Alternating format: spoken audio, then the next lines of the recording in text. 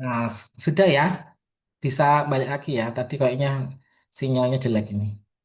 Sebentar, sinyalnya jelek ya. Ntar, Bu, mana tadi dah?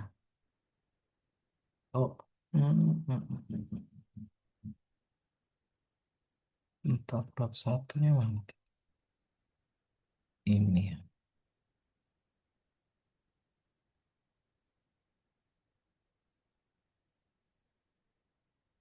Nah, ini sudah terlihat, Bu. Maaf ya tadi. Sampai mana tadi? Oh, ini sampai sini. Nah, ini ya. Baik, sudah Pak. Udah ya. Nah, jadi Yang di, sebelum di mana apa ya ini? Pak? Tadi belum sampai ke gambaran umum ya? Nah, ini. Iya, Ini. baru sampai sini Pak. Yang setelahnya. Ini. Iya, iya, betul. Nah, ini ya. Jadi nanti tata kelola klinik itu ada empat ya Bapak Ibu yang dinilai adalah yang satu pengorganisasian, yang kedua adalah tata kelola sumber daya manusia, yang ketiga bagaimana Bapak Ibu mengelola fasilitas dan keselamatan yang ada di sana, serta tata kelola kerjasama gitu ya. Kita lihat satu persatu. Gambaran umum. Nah, dalam hal ini klinik itu harus punya kepemimpinan yang efektif. Berarti apa yang dinilai adalah peran pimpinan cabang dalam memimpin di sini yang dinilai. Salah satunya adalah apa? Adanya kejelasan pembagian tugas dan peran masing-masing orang yang ada di klinik ya. Baik itu pemilik, penanggung jawab, dan pemberi layanan. Jadi nanti yang awal yang harus dilakukan oleh pimpinan klinik adalah berarti apa? Pembagian tugas. Siapa yang menjadi pincap, siapa yang jadi wakilnya, siapa siapa yang menjadi penanggung jawabnya PJ klinik, menjadi beautician, menjadi CS, menjadi satpam atau security dan lain sebagainya itu harus jelas. Ya, itu. Kemudian, nah, dalam tata kelola klinik ini apa yang dinilai? Ada lima, Bapak Ibu. Ya, yang pertama adalah visi misi klinik. Nah, kita pahami bersama visi misi klinik ini kan kalau di LBC sudah ditetapkan oleh LBC pusat ya, Bapak Ibu. Nah, visinya itu ada satu di sana. Ya, misinya ada empat. Kalau LBC di LBC kan LBC pusat kan menetapkan ada satu visi, ada empat misi, ya, Bapak Ibu. Ya, nanti Bapak Ibu paling tidak memahami apa itu visi dari LBC dan misinya. Masing-masing orang mengerti dan memahami isi visi misinya. Ya, jadi nggak hanya dokternya, apoteker, tapi seluruhnya. Ya, paham. Visinya apa? Misinya apa? Misinya ada empat kan kalau yang di LBC. Tujuannya ada dua. Nah, itu paling tidak Bapak Ibu paham. Ya, apa sih misinya? Nomor satu apa? Nomor dua apa? Nomor tiga apa? Nomor empat apa? Ya, seluruhnya. Ya. Kemudian yang kedua adalah tata kelola dan struktur organisasi. Bagaimana semuanya itu memahami si A jadi apa, si B jadi apa. Ya, misal saya tanya, coba misalkan eh, Bu siapa, misalkan Bu A gitu ya. Coba siapa sih Bu di sini yang menjadi PJ klinik? Nah, Bapak Ibu harus bisa menjawab si A misalkan. Atau mungkin siapa yang menjadi penanggung jawab MFK di sini? Bapak Ibu harus menjawab. Jangan sampai bilang gini, Pak, saya nggak tahu yang menjadi PJ kliniknya siapa, PJMFK-nya siapa. Nah, itu berarti di sini apa? Perlu adanya sosialisasi struktur organisasi, berarti masih belum optimal. Ya, jadi seperti itu. Kemudian jangan lupa juga pahami uraian tugas dan fungsi masing-masing pemangku kepentingan maksudnya. Yang ketiga ya, uraian tugas dan fungsi. Berarti harus paham tugasnya beautician itu apa sih? Kan harus tahu ya. Tugasnya dokter penanggung jawab itu apa sih gitu. Tugasnya apoteker itu apa aja? Itu kan sudah ada tuh di LPC. Itu paling tidak harus dipahami, bukan dihafal loh ya, dipahami isinya. Ya, nggak perlu sampai ABC-nya itu titik komanya sama, ya nggak perlu. Yang penting paham isinya apa gitu ya, bukan pas A ini B sampai titik komanya ya, bukan. memahami gitu ya.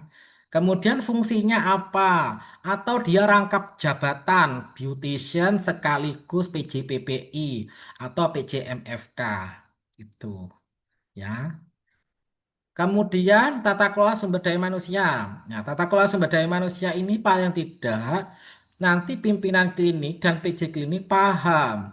Ya, misalkan, oh tenaga apa pasien kita 100. Ternyata dengan dokter satu itu mungkin kita kurang ya, dengan mungkin. Berarti ngapain? Berarti butuh tambahan sumber daya manusia seperti itu. Nanti kita akan ada perhitungannya yang namanya analisis beban kerja (ABK). Ya, sesuai dengan standar yang dilakukan yang telah ditetapkan oleh Kementerian Kesehatan. Jadi, bisa jadi dokter yang ada di tempat Bapak Ibu itu masih belum sesuai dengan standar. Jadi nanti kita lakukan perhitungannya. Gitu nggih. Kalau misalkan tidak sesuai, berarti apa? Yang pertama yang harus dilakukan, melakukan rekrutmen atau lowongan, mengajukan dulu ke pusat. Apabila pusat sudah ACC, berarti nanti membuka lowongan. Itu yang pertama. Yang kedua adalah mengisi terkait file kepegawaian. Ya, file kepegawaian itu memang harus dilengkapi ya. Itu harus ada yang pertama terkait dengan pendidikan, ya, berarti ijazah, ya. Kemudian yang kedua SIP atau STL bagi tenaga kesehatan itu harus masih hidup atau masih berlaku ya. Kalau misalkan perpanjangan buktinya mana? Kalau masih perpanjangan kan ada buktinya tuh dari Dinkes atau dari kementerian masih proses. Nah, itu harus ditunjukkan prosesnya yang mana, sampai mana itu prosesnya. Nah, di screenshot itu. Kemudian yang ketiga adalah sertifikat kompetensinya. Misalkan Bapak Ibu ikut seminar, ikut workshop, ikut apa, pelatihan PPI, pelatihan MFK, pelatihan penggunaan APAR, itu dilampirkan sertifikatnya. Tuh. Kemudian ada lagi penilaian kinerja Bapak Ibu selama di LBC. Nah, itu juga dilampirkan di file kepegawaian. Dan jangan lupa juga tupoksi Bapak Ibu juga dilampirkan di file kepegawaian. Selain ada KTP, CV, dan lain sebagainya itu gitu ya. Itu yang perlu dilampirkan. Kemudian ada evaluasi kinerja. Kapan kalau di LBC Barito itu dilakukan misalkan penilaian kinerja 1 tahun 1 kali, 2 kali, 3 kali, 4 kali dan sebagainya itu ditetapkan. Kan biasanya kalau di LBC itu kalau tidak salah setiap bulan ya kalau nggak salah kalau dari pusat anunya formnya itu ya. Jadi monggo apakah itu dilakukan di LBC Barito atau seperti apa, monggo bisa disepakati bersama. Kemudian di selanjutnya adalah tata kelola fasilitas dan keselamatan. Nanti di sini akan dinilai 7 ya, 7 komponen yang akan dinilai ya. Nah, di sini nanti akan ada peran dari customer service, kemudian cleaning service, kemudian security dan lain sebagainya di sini.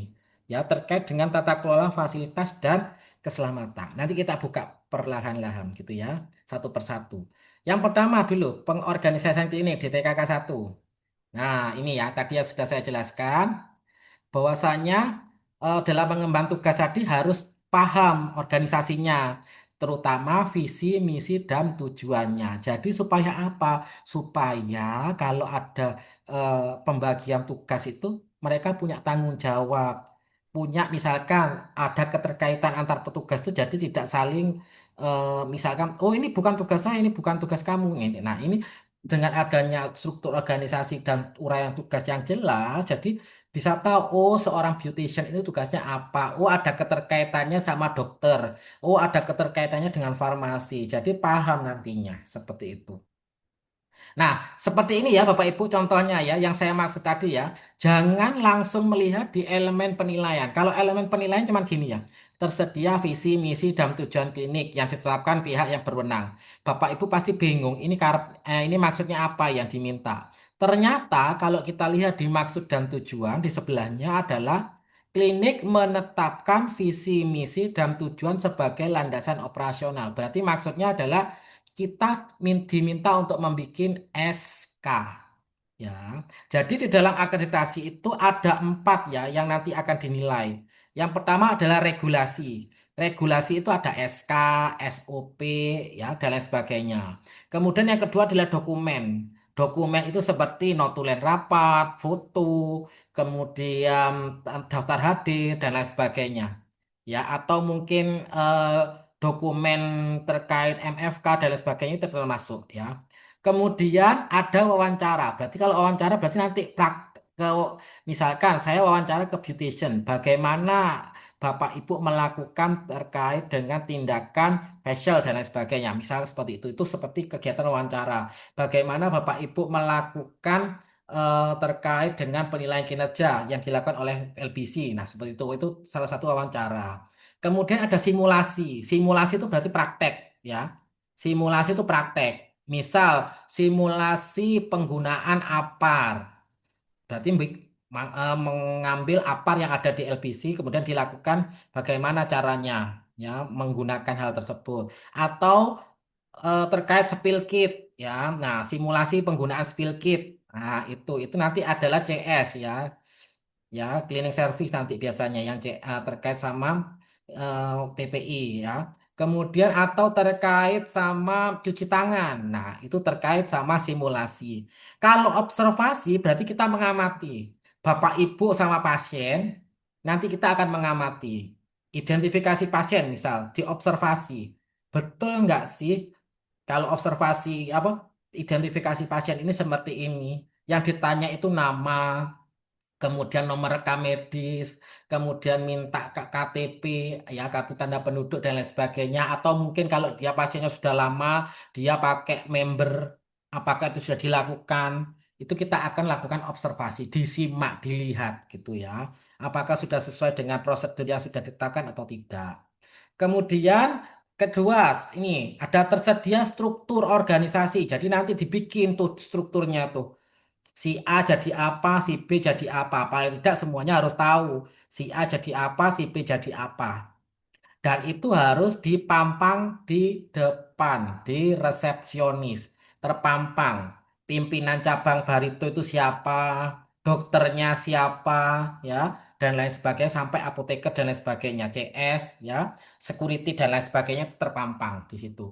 Ya, nggak usah gede-gede, nggak usah terlalu bannernya besar-besar, kecil aja nggak apa-apa, yang penting terlihat. Ya, itu. Kemudian jangan lupa juga ada yang namanya dokumen terkait penyampaian hal tersebut. Berarti biar apa? Ada rapat yang membahas terkait visi misi sama strukturnya tadi. Nah, itu harus ada rapat, kan nggak mungkin tahu kalau nggak ada tidak dirapatkan. Si A jadi apa, si B jadi apa. Gitu. Kemudian yang ketiga adalah tersedianya uraian tugas. Jadi nanti setiap orang akan dapat satu lembar ya terkait dengan uraian tugas, tanggung jawab dan wewenang. Misal beautician, tugasnya apa aja, tanggung jawabnya apa aja, wewenangnya apa aja. Itu yang nanti akan ditanyakan ke masing-masing orang, ya. Ditanya ke masing-masing orang. Beautician, apa tugasnya? Nah, eh, ada empat misalkan. Ya monggo dijelaskan empat itu apa aja. Tanggung jawabnya apa aja. Wewenangnya apa aja. Gitu, ya. Nah, ini yang nanti ditanyakan, ya. Berarti visi misi bikin SK, ya. Kemudian struktur organisasi ini ada bukti penyampaian informasi tadi, ada rapat, ya. Berarti ada bahan rapatnya yang disampaikan. Oh, si A jadi ini, oh si B jadi. Jadi Bapak Ibu sudah paham. Iya Pak, kemarin ada rapat, ya, bersama dengan tim. Kalau saya jadi PJPPI, oh saya jadi sanitari, apa jadi beautician dan lain sebagainya, gitu, ya. Kemudian uraian tugas, ya, paling tidak Bapak Ibu memahami tugasnya apa, tanggung jawabnya apa, wewenangnya apa. Karena nanti akan diwawancara satu persatu, bukan pimpinan klinik saja yang ditanya, bukan penanggung jawab klinik, tapi semuanya akan ditanya.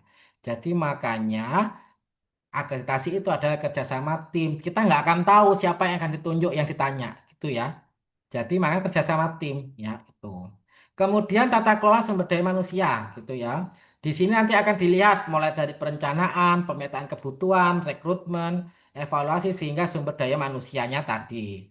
Nah, yang perlu dipahami juga adalah penanggung jawab klinik itu harus dokter. Maka dari itu, kenapa kok harus PJ-nya harus dokter? Ya ini sesuai dengan peraturan Kementerian Kesehatan. Ya, betul, harus dokter. Kalau klinik utama, dokter, dokter gigi, dokter spesialis atau dokter gigi spesialis. Nah, jangan lupa juga ini SIP-nya harus masih berlaku dan bisa merangkap pemberi layanan. Jadi dia bisa memberikan tindakan kepada pasien. Ya, seperti itu. Tapi jangan lupa penanggung jawab klinik hanya dapat menjadi penanggung jawab satu klinik. Tidak boleh di klinik Barito jadi PJ klinik, di klinik X juga jadi PJ klinik. Tidak diperbolehkan. Cuman satu aja. Itu ya. Nah, apa aja kalau tadi file kepegawaian yang diminta? Ya, ini yang saya jelaskan tadi ya, ada pendidikan, ijazah, pelatihan, STR, uraian tugas, sertifikatnya apa aja yang dimiliki, penilaian kinerjanya kalau setiap bulan ya berarti 3 bulan. Selama 3 bulan terakhir itu harus dikumpulkan ya nilainya. Kemudian uraian kompetensi tadi, seorang beautician itu tugasnya ngapain aja, tanggung jawabnya ngapain aja, gitu ya, harus paham. Kemudian evaluasi kinerja. Ini nanti akan ditanyakan seperti ini biasanya. Bapak Ibu, kapan dilakukan evaluasi kinerja, penilaian kinerja oleh pimpinan klinik kepada Bapak Ibu? Pasti akan ditanya seperti itu. Nah, jawabannya apa? 1 tahun 1 kali, 1 tahun 2 kali. Monggo disesuaikan sama SK-nya yang sudah ditetapkan tadi. Ya, indikatornya apa Bu yang dinilai? Apa aja yang dinilai? Nah, Bapak Ibu harus membaca berarti. Jangan hanya, iya Bu kemarin saya sudah dinilai 1 tahun 1 kali, tapi tidak tahu isinya apa yang dinilai. Nah, paling tidak Bapak Ibu tahu, oh yang dinilai Pak terkait dengan performan, kedisiplinan, A, B, C, D, E. Ya, jadi seperti itu. Jadi kalau di LBC itu sepertinya sudah ada pakemnya ya. Kalau saya lihat tuh ada pakemnya ya, ada 4 yang dinilai ya. Nanti kita lihat bersama-sama apa aja pakemnya ya, sudah ditetapkan ya. Itu. Nah ini ya Bapak Ibu yang nanti akan dinilai, yang tadi sudah saya jelaskan tadi. Hmm.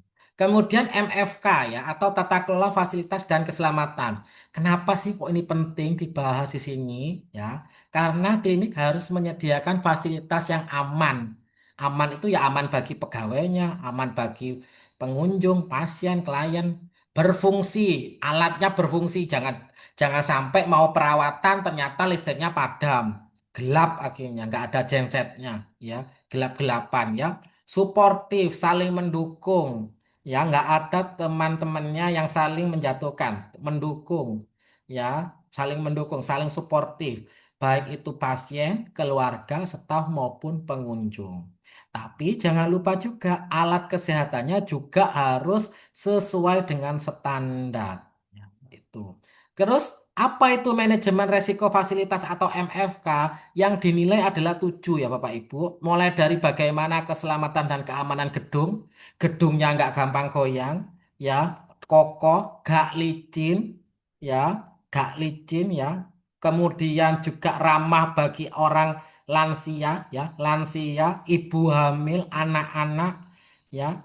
Jangan sampai lampunya redup, bising, ya. Kemudian airnya mati, ya, jangan sampai airnya mati, ya, itu ya, jangan lupa. Kemudian yang kedua adalah bagaimana pengelolaan limbah B3-nya, ya, bahan berbahaya dan beracun. Apakah sudah punya tempat penyimpanan sementara sebelum Bapak Ibu mengangkut ya? Kemudian apakah sudah ada freezer di sana?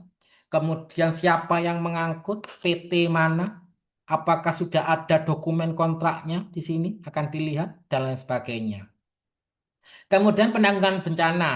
Apakah Bapak Ibu di sana itu rawan banjir, rawan gempa bumi, dan lain sebagainya? Apakah misal terjadi nanti gempa bumi dan lain sebagainya, ibu-ibu, bapak-bapak sudah siap? Ada jalur evakuasi? Bagaimana responnya kalau ada gempa? Jangan sampai nanti pengunjungnya ditinggal, Bapak Ibu sudah keluar gitu ya. Bagaimana responnya gitu ya. Kemudian sistem kebakarannya ada enggak? Proteksinya? Aparnya ada enggak, isinya ada enggak, jangan-jangan pas mau dipakai tabungnya kosong isinya. Terus mau ada isinya tabungnya tapi nggak bisa dipakai karena petugasnya nggak bisa pakai. Nah, itu juga harus dipastikan. Peralatan medisnya jangan lupa di list ya, diinventaris. Kalau misalkan butuh perbaikan ya diperbaiki, dipelihara. Kalau butuh kalibrasi harus dikalibrasi. Kemudian listriknya nyala ya, pas waktu digunakan jangan sampai tiba-tiba mati padam. Kalaupun padam harus ada genset ya, genset yang bisa menyala ya. Kalau lampu mati langsung nyala ya. Listrik, airnya juga sama, nggak mungkin kan kalau facial airnya kecil yang menetes gitu ya, nggak mungkin kan, harus airnya mengalir dengan baik. Gas medis juga harus ada, tabung oksigen maksudnya. Kalau tiba-tiba misalkan terjadi pingsan, shock anafilaktik dan bagaimana mereka bapak ibu menikapinya, ya siapa tahu moro-moro shock mari facial ya. Kemudian ipal, ipalnya ada enggak? Kemudian air yang dikelola, yang dikeluarkan oleh limbahnya itu bersih enggak? Atau jangan-jangan masih kotor gitu. Kemudian sampah domestik dan limbah. Nah, apakah sudah dilakukan pemilahan atau dicampur sama limbah medis atau bagaimana? Dibuangnya setiap jam berapa? Itu nanti kita akan lihat di sini. Nah, yang pertama ya, ini ya, maksud dan tujuannya pertama, bukti perizinan. Berarti yang dilihat adalah SIO, surat izin operasional. Bapak Ibu sudah ada ya di LPC surat izin operasionalnya OSS. Nah, itu harus ada, masih berlaku. Kemudian yang kedua ada program manajemen fasilitas. Jadi bikin nanti apa yang harus dilakukan dan lain sebagainya yang tujuh tadi. Kemudian yang ketiga, daftar inventaris dan bukti pemeliharaan sarana. Ini Bapak Ibu yang Bapak Ibu harus isi dengan apa? Aspak ya, aspak. Makanya aspak itu penting diisi karena ada di standar 1.3 EP3 ini. Tersedia daftar inventaris yang ada di aspak. Ya, nanti harus terisi semuanya dan tervalidasi semuanya. Paling tidak minimal 60% tervalidasi oleh Dinkes. Ya, yang sudah Bapak Ibu isi itu harus tervalidasi 60% ya untuk mendapatkan atau untuk mengikuti akreditasi. Apakah sudah dilakukan pemeliharaan tuh sarana prasarananya? Jadi kalau yang nomor tiga ini yang dilihat adalah sarana, prasarana, dan alat kesehatan yang ada. Semuanya itu di list. Meja, kursi, komputer, CCTV, semuanya di list. Ya, di list semuanya. Apakah ada pemeliharaan AC, pemeliharaan gedung, atau mungkin apa? Monggo di list di sini. Kemudian yang keempat, tersedia bukti pelaksanaan pengamanan dan pengawasan akses keluar masuk Vankes klinik. Apa ada pagernya di depan klinik LBC? Atau mungkin pintunya nggak dikunci ya kalau pas sudah tutup ya bagaimana dikunci atau seperti apa? Atau mungkin punya CCTV?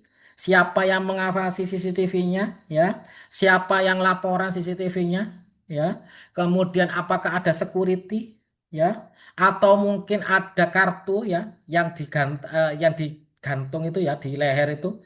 Misalkan saya tamu, berarti dikasih kalung itu ya bukti bahwasanya saya tamu gitu ya, visitor gitu. Atau mungkin seperti apa atau buku tamu itu monggo Bapak Ibu bisa dijelaskan di sini. Kemudian nomor 5 ada bukti pengelolaan limbah B3 ya. Apakah sudah ada safety box di situ atau mungkin tempat sampahnya dikasih kresek warna kuning ya atau mungkin punya tempat penyimpanan sementara yang ada kulkasnya itu ya. Kemudian di dalamnya juga ada spill kit ya, spill kit infeksius ya. Kemudian juga siapa yang mengangkut nanti ke truk limbahnya itu ya, yang setiap berapa bulan itu yang diambil oleh pihak ketiga, entah itu PT ARA, PT apa itu ya, semuanya itu monggo. Bukti kerjasamanya, manifestnya, setiap bulan itu dapat berapa, kemudian waktu ngangkut itu berapa kilo timbangannya, itu nanti difoto ya. Kemudian pengelolaan sampah domestik. Nah, sampah domestik ini jangan lupa. Oh ya, saya lupa. Yang ini, yang limbah B3 jangan lupa nanti CS-nya cleaning service harus pakai APD level 2 ya. Lengkap kayak astronot itu ya. Nanti cara makainya dan lain sebagainya kita akan bantu ya caranya. Apa dulu yang dipakai, terus mana dulu yang dilepas gitu ya. Itu harus pakai itu, APD level 2. Jangan pakai masker sama sarung tangan aja. Sampai pakai sepatu boot sama kacamata Google gitu ya. Kemudian kalau pengelolaan sampah domestik berarti nanti pakai masker sama sarung tangan aja ya. Nggak usah pakai yang astronot, bedanya itu. Kemudian nanti buang sampahnya itu di mana, ya? Apa ada yang membuangkan atau mungkin dari lingkungan RT, RW atau dinas lingkungan hidup atau siapa yang membuang setiap jam berapa itu nanti difoto ya, didokumentasikan atau mungkin ada dokumen kontrak ya atau mungkin perjanjian dengan mereka.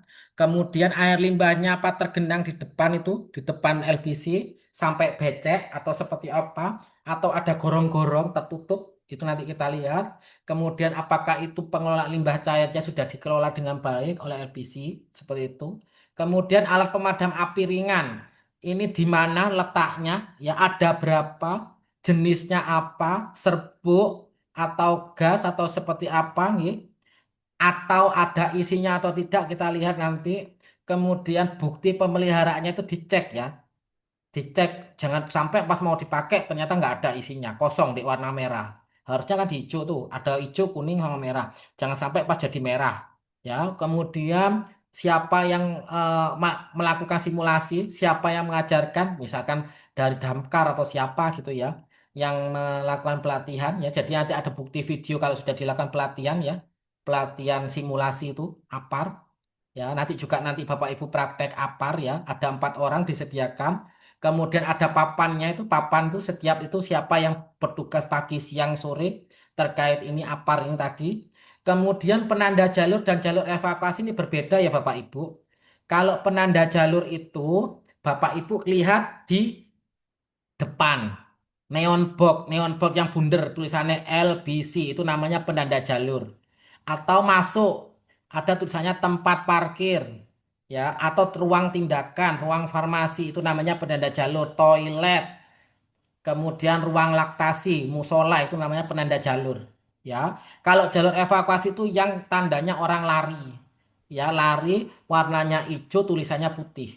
Nah, itu nanti masangnya betul enggak tingginya dan lain sebagainya. Terus kenapa harus masangnya di bawah, nggak boleh di atas? Ya, karena kenapa kok harus masang di bawah? Kenapa kok nggak di atas, Bapak Ibu? Jalur evakuasi kenapa sih kalau masang itu di bawah? Kenapa kok nggak di atas saja? Kok harus di bawah sendiri, di atas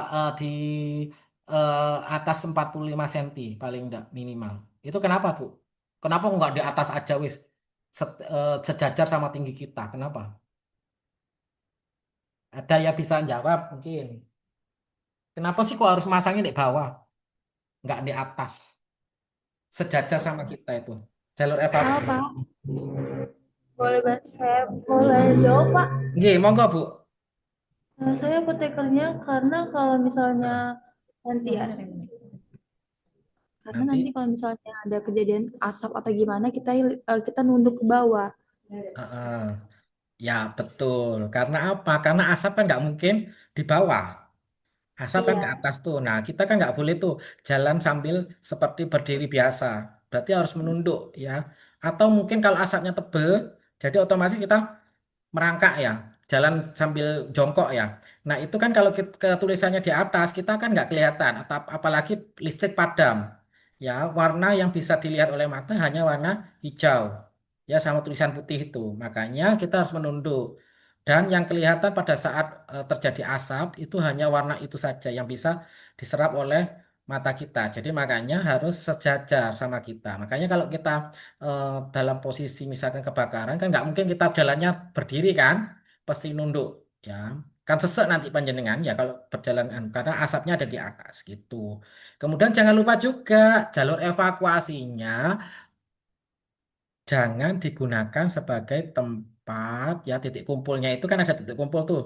Ya ada titik kumpul. Jangan sampai tempat titik kumpulnya itu digunakan sebagai tempat parkir. Ya, kebanyakan kan kalau saya perhatikan sih waktu survei itu klinik itu apa titik kumpul itu digunakan untuk tempat parkir mobil, sepeda motor. Padahal titik kumpul itu apa sih gunanya? Supaya kalau ada kejadian bencana, ya titik kumpulnya di situ lah. Kalau Bapak Ibu ditaruh mobil, ditaruh sepeda lah, terus titik kumpulnya di mana? Ada tulisannya di situ. Bapak Ibu nggak iso berkumpul di situ. Nah, fungsinya seperti itu. Pastikan nanti titik kumpul itu steril, steril, nggak ada kendaraan, ya. Tuh. Kemudian bukti larangan merokok, nanti jangan lupa ditempel. Ya, ada tulisannya dilarang merokok. Ya, kemudian jangan lupa juga di mana masangnya. Ada di tempat parkir. Kemudian masuk ke klinik. Lah, misalkan kalau pakai vape, boleh nggak, Bu? Kalau pakai vape itu, boleh nggak? Dilarang nggak? Iya, dilarang karena sama-sama rokok. Oke, jadi tetap harus dilarang nanti ya kalau ada yang mau nge-vape di situ ya. Wong aku nunggu istriku loh inilah bukan rokok, tetap vape itu tetap rokok ya, tetap itu. Kemudian yang ke-10, ke-10 ini apa sih bedanya nomor 3 Bu? Nomor 3, nomor 10 ini apa bedanya? Menurut Ibu, kan sama-sama daftar inventaris tuh, sama-sama lihat di aspak itu, bedanya apa?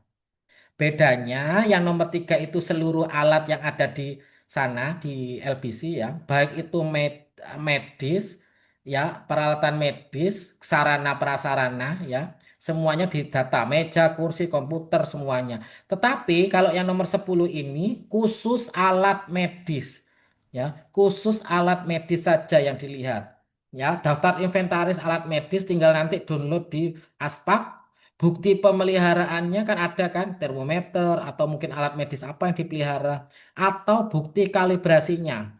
Ya, bukti kalibrasinya juga nanti jangan lupa sertifikatnya juga harus dilampirkan, sertifikat kalibrasi. Ya, seperti itu. Ini ya sama ya nanti kita pelajari bersama ya Bapak Ibu yang tadi sudah saya jelaskan.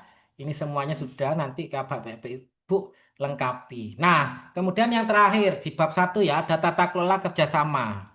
Dalam hal ini kita harus melakukan kerjasama dengan pihak-pihak tertentu dalam menunjang pelayanan. Entah itu dalam bentuk kontrak klinis maupun kontrak manajemen. Kontrak klinis itu apa? Kontrak antara klinik dengan staf medis atau staf yang ada di sana dalam bentuk fakta integritas. Ya, sama dengan perjanjian kinerjanya Bapak Ibu. Itu ya namanya. Atau dengan puskesmas. Ini wajib ya. Kerjasama dengan puskesmas. Kenapa kok harus kerjasama dengan puskesmas? Karena Bapak Ibu merupakan jejaring dan jaringan dari puskesmas. Makanya perlu perjanjian kerjasama dengan puskesmas dan rumah sakit. Ya, ataupun dengan laboratorium. Misalkan kalau Bapak Ibu rawat inap atau rawat jalan, ya, karena Bapak Ibu klinik kecantikan, ya paling tidak hanya puskesmas sama rumah sakit. Ya, kemudian kontrak manajemen. Berarti apa? Dengan badan hukum dalam penyelenggaraan alat kesehatan dan pelayanan non klinis. Contohnya apa? Yang pertama, tadi terkait sama limbah B3, sama siapa limbah B3-nya? Ya, sama PT ARA, PT apa gitu ya. Monggo Bapak Ibu bikin perjanjian kerjasama, dokumen kontrak atau dengan RT RW tadi terkait domestik, sampah domestik ya, sampah rumah tangga, sampah daun dan lain sebagainya itu dengan siapa kerjasama DLH atau siapa itu atau laundry ya, laundry tapi Bapak Ibu kan nyuci sendiri linen ya. Kemudian atau bersama dengan terkait itu apa sih manajemen dan non klinis ya, laundry kemudian atau linen ya, kemudian dengan tadi terkait mungkin kerjasama dengan Damkar ya untuk pelatihan tadi ya, pelatihan-pelatihan. Kemudian terkait rekam medis ya, rekam medisnya pakai SIM-HARA kan. Nah itu, jadi perjanjiannya mana, dokumen kontraknya itu juga perlu. Kemudian jangan lupa nanti dievaluasi, apakah itu diperpanjang atau itu nanti tidak diperpanjang. Nah, itu perlu dievaluasi oleh Bapak Ibu. Jadi kalau sebelum itu, jadi nanti dibikinkan indikatornya. Ya, apa yang perlu dilakukan? Misalkan kerjasama dengan limbah B3, pengelolaan limbah B3. Berarti bagaimana misalkan dengan pihak ketiga, berapa kilo setiap kali angkut? Misalkan 1 kilonya itu 25.000. Misalkan nanti kalau ada kenaikan harga itu bagaimana? Itu harus tertuang di dokumen kontrak. Apabila mereka terlambat ya mengambil biasanya 3 bulan ternyata mereka ngambilnya 4 bulan, itu apa yang harus dilakukan oleh klinik ya itu. Kemudian apakah mereka sudah melakukan misalkan tiba-tiba mereka menaikkan harga tanpa ada persetujuan dengan klinik. Nah, itu bagaimana Bapak Ibu menyikapinya? Itu ada di monitoring dan evaluasi serta tindak lanjut. Apakah nanti akan diperpanjang kontraknya atau tidak, itu terserah dari Bapak Ibu semuanya. Ya, jadi seperti itu Bu untuk di bab satu. Nah, tadi di bab satu itu kan ada yang namanya aspak ya Bapak Ibu. Nah, aspak ini mohon izin. Nah, Bapak Ibu nanti sudah punya username dan password ya Bu. Iya, sudah ada Nah, Pak untuk username sudah dan nanti password. Bapak Ibu bisa membuka di ini ya Bu, di aplikasinya ini ya. Di aplikasinya, bentar lagi saya jelaskan dulu ya. Nah, aspak itu apa sih Bu? Aspak itu adalah sistem elektroniknya punyanya Kementerian Kesehatan yang menangani terkait dengan sarana, prasarana, dan alkes yang ada di fasilitas pelayanan kesehatan. Supaya apa? Supaya nanti dilihat ya data dan informasinya itu ada berapa sih alatnya, masih bisa digunakan nggak sih? Apakah perlu perbaikan atau perlu kalibrasi? Di situ harus dijelaskan dengan rinci. Supaya apa? Supaya memudahkan pembinaan, dibina. Alatnya rusak berarti perlu diperbaiki atau dipelihara atau diganti, ya, seperti itu. Nah, nanti Bapak Ibu harus mengisi terlebih dahulu data identitas fasilitasnya dulu. Nanti Bapak Ibu masuk di aplikasinya, Bu, ya. Di aplikasinya itu, ya, di aplikasinya itu kan ada di pojok gini, Bu, ya. Sebentar, tak bukakan ininya. Aplikasinya ya di sini. Nah, nanti Bapak Ibu masuk di aplikasi ini ya http aspak.kemkes.go.id. Itu diketik, nanti akan muncul seperti ini layar ini. Nah, layar ini nanti ada username sama password ya. Username-nya Bu, monggo Bapak Ibu diketik sesuai yang dari Agung Dinkes mohon ya, Bu. maaf. Mohon maaf Agung untuk gambarnya ini belum Eh, belum ya? terganti ya Pak? Oh iya iya iya, sebentar, tak ganti dulu. Belum. Masih Ya, yang gambaran ya, maksudnya tak tak pindah. Oh iya belum di share ya. Ini sudah belum ya? baik, Udah. sudah Pak. Nah, iya Sudah. tadi tadi lupa nggak kan mungkin. Mantap. Ya baik, terima kasih Pak. Oke. Nah ini ya. Jadi nanti Bapak Ibu bukanya di sini. Nah, http aspakemkes.go.id ya. Buka di sini. Kemudian nanti password sama username-nya dimasukkan ya, Bu. Diklik, masukkan ya, masukkan ini ya. Kemudian nanti di sini ada di pojok ini, Bu, di pojok kanan ini ada yang namanya profil ya. Di pojok kanan ini kan masih sudah masuk ya. Di pojok kanan atas itu ada nama profil. Itu dirubah dulu ya, mulai dari nama kliniknya, alamatnya, lokasinya, semuanya sampai sampai tag lokasi dan lain sebagainya, fotonya semua harus diisi dulu ya, lengkap ya. Baru setelah itu nanti Bapak Ibu klik yang kiri, kiri pojok ini tuh saja penginputan data, dipencet, diklik. Yang diklik yang mana? Ini kan ada tiga tuh, update alat, sarana, prasarana. Yang diklik pertama adalah update sarana terlebih dahulu. Jangan langsung ke alat, jangan langsung ke prasarana. Klik sarana dulu, yang tengah-tengah dulu ini diklik, klik gitu ya. Diklik ya, itu diklik dulu. Nah, kalau misalkan Bapak Ibu, misalkan ya masih belum terisi semua ya, belum terisi semua ini gambarnya merah ya Bu, ini ya, pentung merah ini ya, ada tanda I merah ini ya, I lihat, ini berarti masih belum diisi semua ya, berarti ada yang kosong. Jadi di sini misalkan klinik kecantikan itu alat-alatnya itu kan sudah ada tuh yang perlu diisi ya, perlu dilengkapi. Apabila Bapak Ibu ini ada satu yang nggak diisi, ini pasti ada merahnya ini. Lihat ini merah. Ya, ini merah, nggak akan ganti warna hitam atau biru. Ya, ini tetap warnanya merah. Berarti ada yang belum diisi oleh Bapak Ibu. Klik apa yang belum diisi, dilihat di situ ya. Nah, yang diisi dulu adalah sarana. Ya, sarana dulu. Jangan ke alat, jangan prasarana. Sarana. Ya, klik. Nah, nanti kalau Bapak Ibu sudah ngisi semua itu, nanti akan ada tulisan ini. Sarana, prasarana, alat kesehatan. Ini harus 100% ya Bapak Ibu. Ini ya diisi. Itu wajib karena itu ada tanda bintangnya. Berarti kalau itu harus ada di klinik, bukan hanya dicentang-centang, tapi ono bukti nih. Ya, karena apa? Karena di situ akan dilihat tahunnya belinya kapan, ya, mereknya apa, nama alatnya apa itu harus sesuai.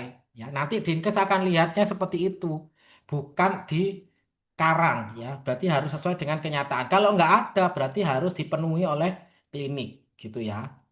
Nah, ini kalau misalkan Bapak Ibu klinik kecantikan, nanti kan ada beberapa yang dicoret, ya. Jangan diisi, jangan dipaksa.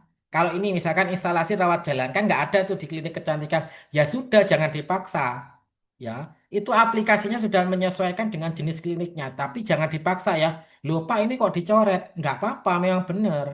Karena di situ nggak ada, kayak misalkan instalasi bedah sentral, ICU, IGD kan nggak ada, poliklinik kan nggak ada, rawat inap nggak ada, ya sudah nggak usah diisi, biarin aja gitu ya. Memang itu memang anu ya nggak ada, ya nggak apa. Nah, kalau misalkan ini masih merah pentung gini ya, ini merah lihat berarti masih belum semuanya terisi, berarti harus dicek. Nah, kayak gini misalkan, ini salah satunya mungkin ya data, ini masih nol, berarti dia kita lihat bener tak ini nggak ada kalibrasinya. Bener, ta. Kalau memang nggak ada ya nggak apa-apa. Tetapi nanti dipastikan lagi. Tetapi ternyata ini tulisannya tersedia nol. Tapi alatnya kok ada kalibrasinya. Berarti ada salah entry. Berarti nanti memang perlu ketelitian dalam mengentry. Ya gitu. Jangan sampai yang ada alat apa ada kalibrasinya ternyata jumlah alatnya nol. Kan nggak mungkin. Berarti alat apa yang dia kalibrasi. Seperti itu. Nah, nanti untuk menginput data-data yang belum diinput, Bapak Ibu tinggal klik aja di sini apa yang belum diklik nanti akan muncul. Ya, nah ini akan muncul seperti itu. Nih, yang dilihat nanti ada nomor seri ya Bapak Ibu kalau kalibrasi, mereknya, tipenya, distributornya siapa yang melakukan, tahun pengadaannya, harganya berapa pada waktu Bapak Ibu melakukan yang namanya kalibrasi. Kan ada tuh sertifikatnya, semua diketik nanti diupload di sini. Nah, nanti akan ada, nah ini yang tadi ya, yang saya bilang yang pertama awal harus Bapak Ibu ubah adalah data profil yang di pojok kanan ini kanan atas. Ini harus diganti. Ada email, namanya klinik, ya, tipe user ini klinik, nama lengkapnya klinik LBC, ya. Kemudian alamatnya di mana, nomor teleponnya di mana. Ini harus diisi dulu. Jangan langsung mengisi semuanya. Baru kalau sudah diisi data profil pribadi, baru ke penginputan data. Jangan lupa passwordnya diganti. Tapi passwordnya diganti, tapi yo jangan lupa ditulis, nanti lupa ya. Kalau maksudnya mau mengganti ya, tapi jangan lupa dicatat, takut lupa. Lupa nggak bisa dibuka lagi nanti gitu nggih. Kemudian kalau itu baru tadi penginputan data kalau sudah diperbarui tadi daftarnya. Nah, di penginputan data itu ada namanya data umum ya Bapak Ibu. Itu diklik dulu ya. Data umum diklik. Nah, itu ada namanya. Jenis kliniknya apa? Klinik kecantikan, klinik apa, klinik apa. Nah, itu harus diklik. Supaya apa? Nanti data gedung, data sarana prasarana itu nanti bila tidak sesuai, misalkan klinik kecantikan, ya berarti nanti klinik ruang-ruangannya tadi, ruang rawat inap, ICU, UGD, itu berarti nanti langsung tercoret. Kalau Bapak Ibu keliru dari awal milihnya klinik jenis kliniknya berarti nanti ke depannya juga akan keliru semua pengisiannya gitu nggih. Jadi harap berhati-hati dalam pengisian ini harus pelan-pelan ya. Nah ini datanya sama ya klinik kecantikan kalau ini kan rumah sakit kelas A berarti kalau anu nanti adalah klinik kecantikan makanya harus diisi perlahan-lahan fotonya ya jangan lupa bentuknya PNG ya PNG PNG PNG itu ya bisa upload fotonya foto kliniknya maksudnya ya itu kemudian nanti data gedung juga sama ditambahkan semuanya ya ini gedungnya fotonya sampai semuanya terisi data sarana data prasarana dan lain sebagainya ini semuanya diisi gitu itu Bu yang mungkin dapat saya sampaikan. Jadi semuanya diisi ya Bu sesuai kenyataannya. Misalkan ini ada genset, berapa kapasitasnya, ada berapa jumlah gensetnya itu harus semuanya terekam. Dan itu memang harus ada di LBC gitu. Jangan hanya ada tulisannya aja tapi nggak ada barangnya. Nanti akan diverifikasi oleh Dinkes. Nah, nanti Bapak Ibu nggak usah ngetik lagi. Jadi tinggal tinggal kan di 1.3 tadi diminta upload dari Aspak. Jadi nanti ada di situ ada namanya file terkait hasil entrian. Nah, itu nanti yang di-download baru dimasukkan ke elemen penilaian. Gitu nggih? Itu. Mungkin monggo Bapak Ibu yang mungkin ada yang ditanyakan di bab 1. Baik, terima kasih Pak Agung untuk penjelasannya. Mm-mm. Mungkin saya ingin bertanya terkait yang aspek sih Pak. Kemarin kan saya sudah coba Oke. buka Mm-mm. untuk aplikasinya. Mm-mm. Kemudian itu saya masih bingungnya itu di pengisiannya sih Pak. Jadi kita sesuaikan Mm-mm. dengan yang ada di sini aja, kemudian kita sertakan juga untuk bukti gambarnya ya Pak ya. Yang di Iya. bagian yang URL itu sih saya bingung. Itu berarti maksudnya itu pengisian untuk bukti atau gambarnya ya Pak ya? Iya, nah gini Bu, yang pertama Ah, Ibu masuk dulu di aplikasinya tadi ya, www.aspak tadi itu ya. Kemudian jangan lupa diganti dulu profilnya. Yang di pojok kanan atas itu ada kan profil, email, ya, alamat, namanya itu disesuaikan dulu ya. LBC dan lain sebagainya itu ya, ya ya. disesuaikan dulu. Setelah itu baru nanti ke kanan, input data. Profil data itu loh Bu, kan ada sebelah kiri, kiri pojok, kiri pojok atas. Ya, Ya. kiri pojok atas itu ada namanya profil lagi. Profil lagi itu yang tadi untuk mengetahui profilnya itu klinik apa, klinik kecantikan, klinik rawat inap, klinik rawat jalan, ya. Jadi itu jangan sampai keliru ya, Bu. Sampai tag lokasi. Tag lokasi itu misalkan berapa lintang selatan, lintang bujur gitu-gitu loh, Bu. Kan ada Oh tuh. iya. Nah, Ya. tagnya kan ada mesti anak di Google Map itu loh, Bu. Kan ada panahnya apa kayak titik merah itu. Nah, itu nanti harus harus Bapak Ibu pastikan di situ titiknya. Karena nanti kan melihatnya kita kan dari situ Google Map ya itu. Kemudian baru nanti setelah diisi semuanya lengkap, baru ke bawahnya entry terkait sarana ya. Entry sarana dulu ya Bu, sarana dulu. Sarana itu apa? Seperti misalkan gedung dan lain sebagainya gitu ya. Oh iya. Gedung, peralatan dan lain sebagainya. Baru setelah itu ke prasarana ya, sarana dulu, prasarana baru ke alkes. Ya, alkes terakhir ngisinya. Alkes itu kan ada petik-petiknya itu ya, Bu, di situ ya. Misalkan stetoskop butuh 2. Di sana ada berapa? Dicek ya. Kan ada petiknya itu. Petik itu berarti harus diisi bener ya, Bu. Maksudnya harus diisi, harus dipenuhi minimal yang ada di klinik. Ya kalau misalkan Kemenkes minta 2 ya monggo. Misalkan Bapak Ibu punya 1 berarti nanti kurang 1 berarti tambahi 1 gitu ya, Bu. Jadi itu ada standarnya di situ 2. Standarnya 2, 3. Ya monggo ditambahkan gitu ya. Ditulis ada 2. Berarti kalau misalkan panjenengan punya 1, berarti satunya nanti ditambah sendiri. Harus beli berarti kan. Pengadaan kan Bu. Gitu. Sampai nanti setelah itu selesai ya. Selesai nanti akan divalidasi oleh Dinkes. Ya, divalisasi Odysseus akan ada nilainya. Kan semuanya itu yang petik-petik merah itu harus diisi semua ya, Bu, yang wajib diisi. Kemudian nanti akan divalidasi oleh Dinkes, betul tak yang diisi ini ada stetoskop minimal 2, ternyata Bapak Ibu ngisinya 4, ternyata pas dicek ada 3. Itu akan berkurang nilainya, nggak 100% lagi. Kan minimal nilainya 60%. Jadi diusahakan paling tidak yang diisi itu benar semua sesuai ya yang diminta gitu ya Bu. Jangan sampai ada yang melenceng ya. Nomor serinya nggak sama dengan yang ada di entrian gitu ya. Nomor seri yang ada di barcode-barcode-nya itu kan ada Bu biasanya ya Bu ya. Termometer, kemudian tensi dan lain sebagainya itu kan ada. Itu jangan sampai meleset. Kemudian kalau kalibrasi ya sertifikatnya juga masukkan. Genset berapa kVA, berapa kilovoltasenya ya. Voltase arenya berapa itu harus ditulis, dilihat. Kan ada tuh di tulisannya genset itu di kertasnya itu di ke apa ya? Di labelnya itu ya ada tulisannya berapa. Nah, itu Bu. Jadi memang perlu perlahan-lahan ya Bu petugasnya yang mengisi aspak ini ya. Karena dibutuhkan di bab 1 aspek. INM nanti di bab 2 gitu, Bu. Ya, baik Pak Agung. Heeh. Kemudian saya ingin bertanya tadi perihal yang sampah Heeh. domestik itu kan kalau misalkan ini ada, kalau misalkan ada itu kan perlu dilampirkan untuk bukti kerjasamanya juga. Kalau Ya, betul. misalkan kami sampahnya itu Biasanya itu kami ada pihak dari warga yang ini sih Pak yang datang ke sini yang biasanya ngambil sampah itu kemudian Mm-mm. kami membayar dan itu tidak ada buktinya dari dulu jadi hanya buktinya itu paling kwitansi pembayarannya aja itu bagaimana ya Pak ya? Nah, itu bikin anu aja, Bu. Tulisan tangan dari Pak RT-nya aja. Oh iya Bahwasanya baik Pak. memang LBC itu bekerja sama dengan RT setempat, RT berapa maksudnya, RT 1, RT 2, RT berapa, RW berapa.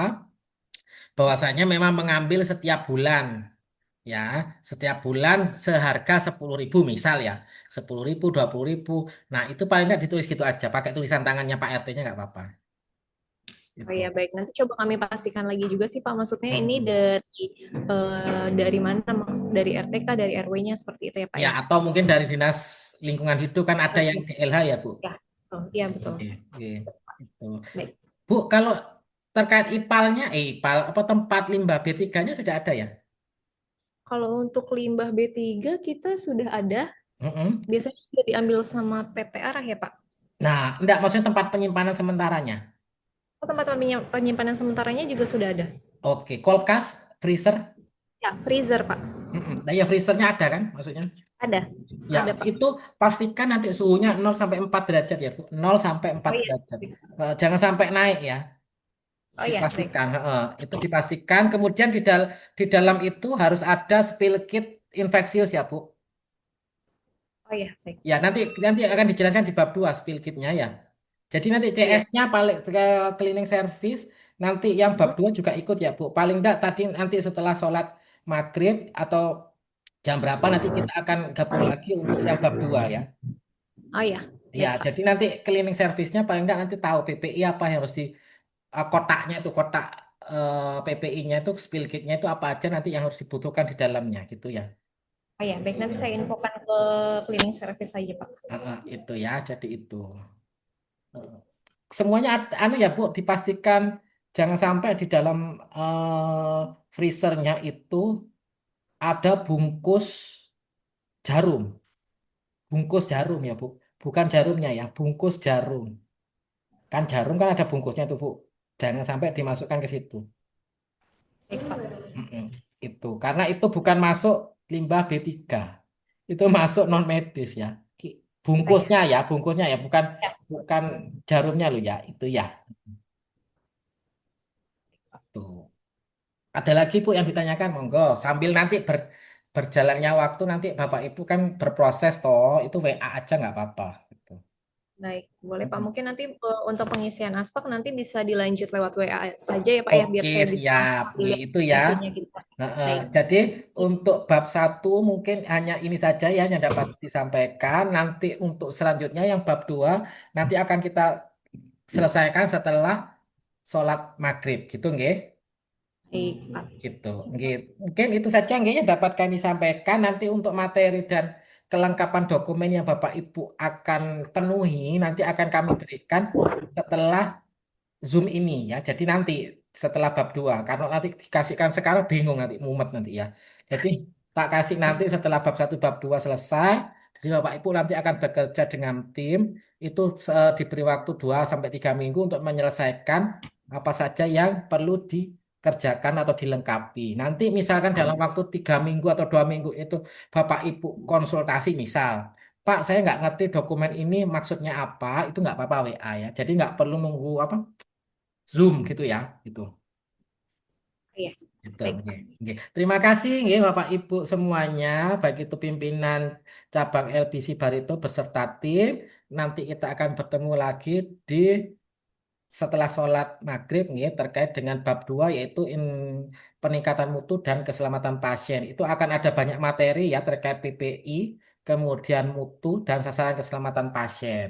Jadi mohon untuk diikuti nggih karena banyak sekali nanti yang terkait hal tersebut gitu ya. Apotekernya juga ikut ya Bu nanti ya terkait obat kadaluarsa nanti ya di bab 2. Iya, Pak. Ini dari tadi sudah ada juga sih Pak, yang tadi Oke, oke, menjawab siap, siap. Siap, evakuasi. siap. Nggih, soalnya nanti saya tanya obat emergensi, obat kadaluarsa, LASA itu ya, sama Hack Alert Baik, itu. baik. Heeh. Itu ya nanti di bab 2. Gitu nggih. Terima kasih semuanya. Selamat beristirahat terlebih dahulu. Kurang lebihnya mohon maaf. Bisa, Assalamualaikum warahmatullahi ya. wabarakatuh. Makasih banyak Pak Gu. Nggih, Selamat sami-sami. Semangat nggih Bapak Ibu. Nggih, sampai ketemu nanti. Assalamualaikum. pagi. Waalaikumsalam.